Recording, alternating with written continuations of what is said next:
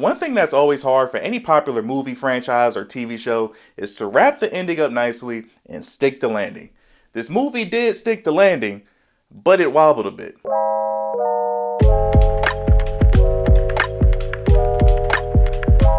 Tom Cruise seems like such a cool guy, but I'm pretty sure he's killed somebody before. And I'm actually going to keep this review spoiler free, so if you have not seen this movie yet, don't worry. Mission Impossible: The Final Reckoning, no longer Dead Reckoning Part 2, is a movie that's supposed to wrap this long-standing franchise up with a nice bow. I was born in the mid-90s, so I literally grew up with this franchise, and this might be an unpopular opinion, but I actually like Mission Impossible 2. Seeing him flip that motorcycle changed my life, and I get that it seems like everybody hates that movie, but I like it.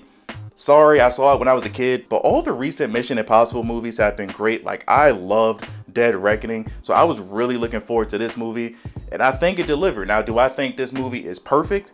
No, I don't think it's better than Fallout. I don't think it's better than Dead Reckoning, but this was a pretty good movie. And it's kind of crazy when you think about it, but I feel like the most recent Mission Impossible movies are all better than the earlier ones, and I feel like for most franchises, that's usually the opposite. But let's talk about this movie. The reason we love this franchise and we want to see these movies is for the amazing cast, the action sequences, and the stunts. And they all deliver. I mean, this cast has legends and talent all over the crew. Tom Cruise is Tom Cruise. That man is a legend and one of the greatest to ever do it. Ving Rhames, Simon Pegg, Haley Atwell, fine self. Angela Bassett was amazing as president. Angela Bassett should be in every movie. If you saw this movie, I'm going to assume you've seen all the other ones. And the main core group between Tom, Simon, and Ving, the chemistry that they all have together, you can just tell after working together after all these years, they probably have so much fun on set. But the acting top to bottom from the entire group was top notch. Angela Bassett, again, Angela Bassett was amazing as a president. Now, I know for us in the Black community, we love Angela Bassett, but in the grand scheme of Hollywood, she still seems underrated. So when it comes to the cast in this movie, to nobody's surprise, they all deliver. But also the action and the stunts in this film are insane. Now, I don't know if I love any of these scenes more than the train sequence in the last movie, but Tom Cruise is crazy as hell, and I need to see some behind the scenes footage because this production team is some of the best in the industry. Like, it was multiple moments in this movie that made me feel uneasy, whether it was the movie playing with your claustrophobia. I'm not embarrassed to say this, but for me, I don't like heights.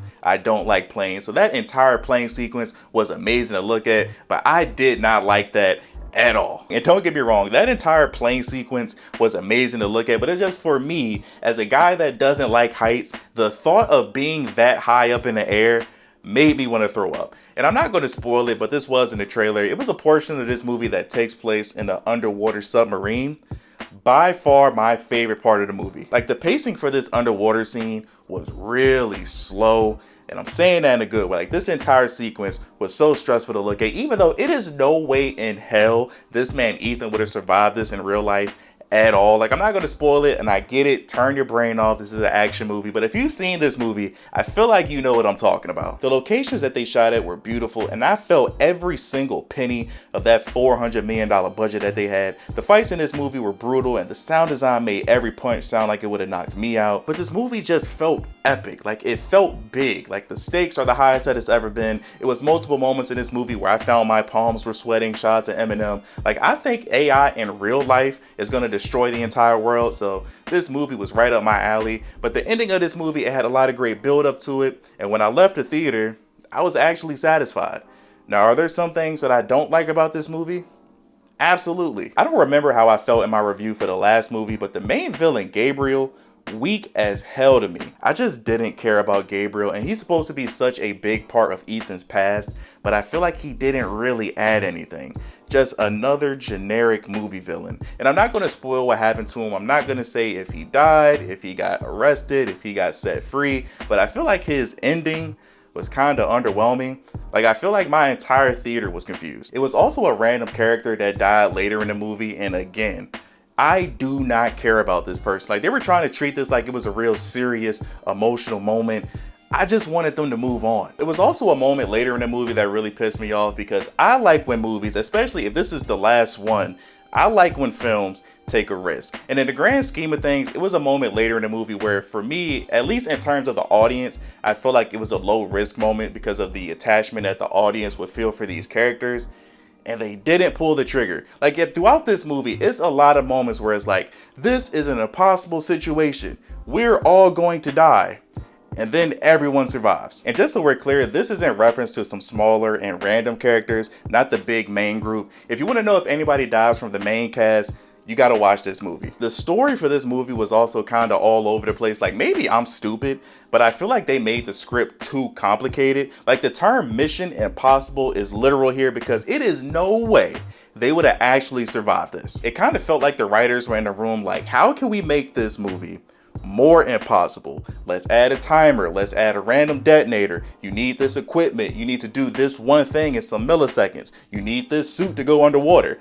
They did a lot. Also, when it comes to the entity, for it to be such a driving force in this movie, it kind of doesn't really do anything. Like, it's there, it is a threat, but we only get to see a few seconds of it actually doing stuff. Also, I did not care about this movie for like the first 30 or 40 minutes. This is a 3-hour film, and I feel like they could have cut down on some of that time. They wanted you to remember that they've been doing this for about 30 years, and it was a whole lot of member berries. If you ever watched South Park, hey, you remember when we did this? Hey, you remember when this happened? It was a lot of that. It was a lot of location shots. It was a lot of jumping around early in the movie, and some of the comedy in this just didn't work. Like, it was one scene early in the film where Ethan was fighting these guys off camera, and you can only hear the sound effects. You couldn't actually see what was happening. I feel like that was supposed to be a funny moment, but it fell flat in my theater. It was around the point where Angela Bassett's character got introduced and the movie really started to get going.